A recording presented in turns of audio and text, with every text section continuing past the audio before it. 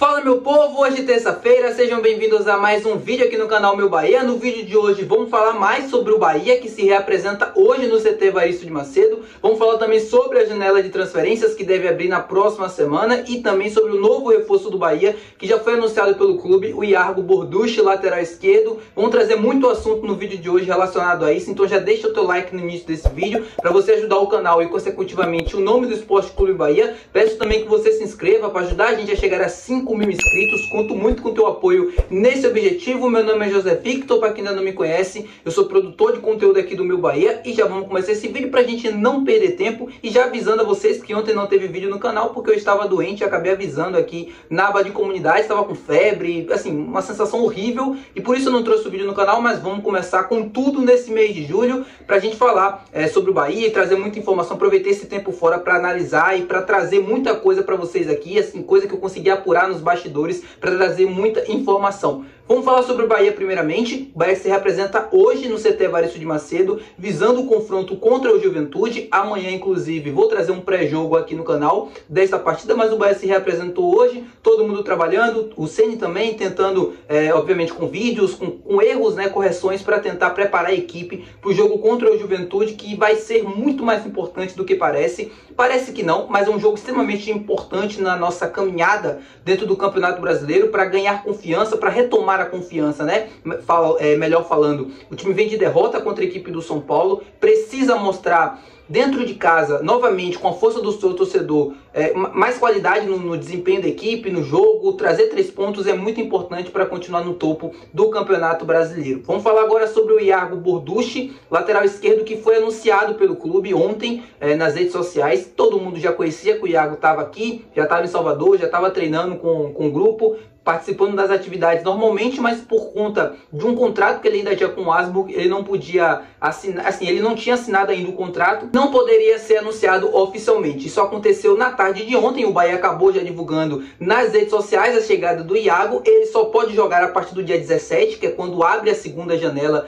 de transferências, e aí sim ele vai poder ser inscrito no BID para poder estar regularizado e poder estrear com a camisa do esquadrão. E com a chegada do Iargo, muita gente me mandou mensagem lá no Instagram, mas muita gente mesmo me perguntando sobre a posição do Luciano Juba nesse segundo semestre de temporada. Se com a chegada do Iargo, o Luciano Juba iria jogar na posição que ele mais rendeu até aqui na temporada com a camisa do Sport, que foi como um ponta ou um meia esquerda. E a resposta é praticamente que não. Eu não acredito que isso vai acontecer por N fatores. O Luciano Juba, desde que começou a temporada, treina como lateral esquerdo. Foi assim na pré-temporada em Manchester, foi assim ao longo da temporada inteira até aqui, e eu não acredito que a chegada do Iargo vai ajudar o Luciano Juba a jogar como um ponta, como ele jogou no Sport, inclusive, no ano passado. E a resposta é muito simples. Se a gente olha para o esquema do Bahia, do jeito que o clube joga, o time não joga com pontas. O Bahia não utiliza mais esse sistema com 2 extremos bem abertos, um centroavante fixado. Isso acontece em alguns momentos da partida, quando o Bahia está perdendo, quando precisa atacar o seu adversário, e utiliza um 4-3-3 com 3 homens na frente. Mas quando o time começa o jogo com os 11 iniciais, é o Tassiano, é o Everaldo, abrindo, e obviamente vindo para dentro, mas o time não joga com pontas. Então, primeiro, de início, eu não acredito que o Luciano Juba vai jogar como um ponta no Bahia nesse segundo semestre. Muita gente falou sobre o Luciano Juba depois do jogo contra o São Paulo. Foi o pior jogo dele com a camisa do Bahia até aqui, sem sombra de dúvidas. Foi muito mal individualmente, principalmente na parte defensiva. A gente sabe que o Luciano Juba não é um lateral esquerdo de origem, por mais que ele tenha começado a sua carreira assim. Ao longo da carreira ele se desenvolveu como um ponta, mas o Rogério já disse em entrevista algumas vezes que enxerga o Juba como um construtor nato. E um construtor nato desde a saída de trás, ele jogando de trás e ajudando o time a construir, como ele funciona como um lateral esquerdo. É um atleta muito importante que joga entre a primeira e a segunda linha, mais ali no meio de campo, porque o time na maioria das vezes joga tentando empurrar o adversário para trás, e o Luciano Juba é um atleta muito importante nessa construção, segundo o próprio Rogério Ceni. Eu acho que o Luciano Juba rende muito mais jogando como um meia esquerda, como um ponta, onde ele jogou no Sport. Acho que a última linha, você tem um jogador com a capacidade de definição, uma capacidade de criação, de passe e finalização que o Luciano Juba tem, é muito importante para você quebrar linhas e gerar oportunidades. E não é que é um desperdício por completo ter ele na lateral esquerda, mas eu acho que ele renderia muito mais jogando como meia ou até mesmo como ponta. Mas o Rogério não enxerga dessa maneira, e é por isso que eu não acredito que isso vai acontecer. Até porque entre Luciano Juba e Rian, que é a outra opção para lateral, a distância entre os dois ela ainda é muito grande, né? O Rian praticamente não jogou nessa temporada, teve uma lesão logo no início, depois ficou de fora. Mesmo já voltando, assim, é um atleta que está muito longe ainda assim, que não tem tantas qualidades em termos de construção. Ele entrega muito menos do que o clube precisa nesse momento, se é que vocês me entendem. E eu não acho que com a chegada do Iago, o Bahia vai abrir mão do Luciano Juba na lateral e vai jogar ele na ponta. Eu acho que os dois vão ficar revezando, os dois vão jogar, ou até mesmo em uma situação, como eu comentei com vocês, onde o Bahia precisa atacar mais o seu adversário, que esteja perdendo, que precisa utilizar 3 homens na frente. Eu acho que o Luciano Juba poderia entrar no lugar do Biel para poder jogar nesse 4-3-3 ou até mesmo ali no lugar do Ademir, não sei, mas isso pode acontecer. Agora, sobre a janela de transferências, eu queria comentar algumas coisas com vocês que eu consegui apurar ao longo da última semana, ao longo dos últimos dias, nesse período que eu fiquei fora ali de São João e ontem mesmo por conta dessa virose, dessa gripe, não sei até agora o que foi.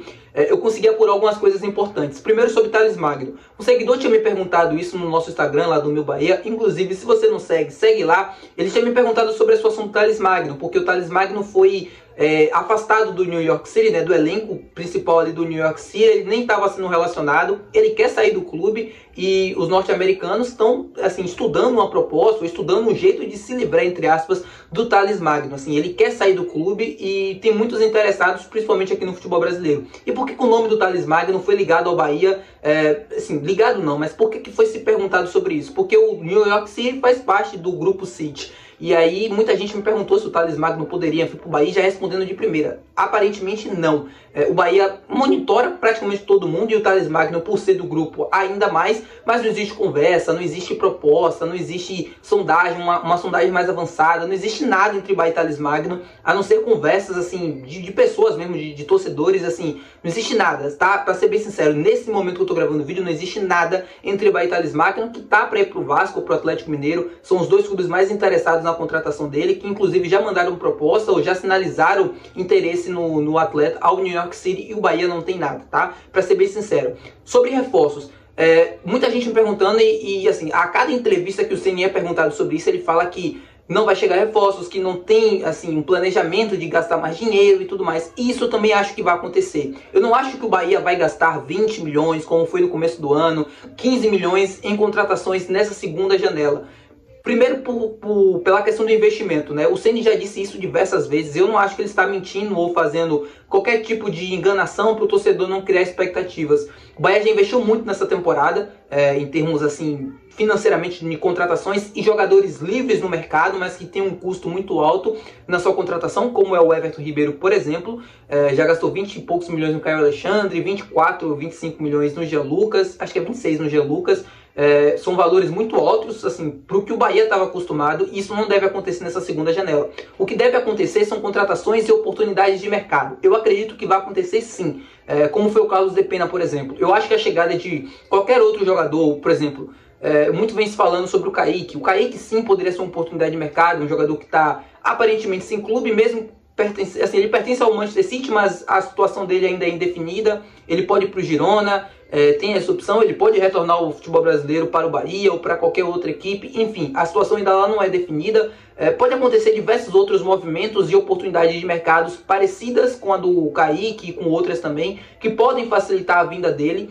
A vinda de novos reforços, nesse sentido que eu falei para vocês, em oportunidade de mercado. Venho falando isso aqui constantemente para que vocês consigam entender e ter dimensão, para não criar falsas expectativas.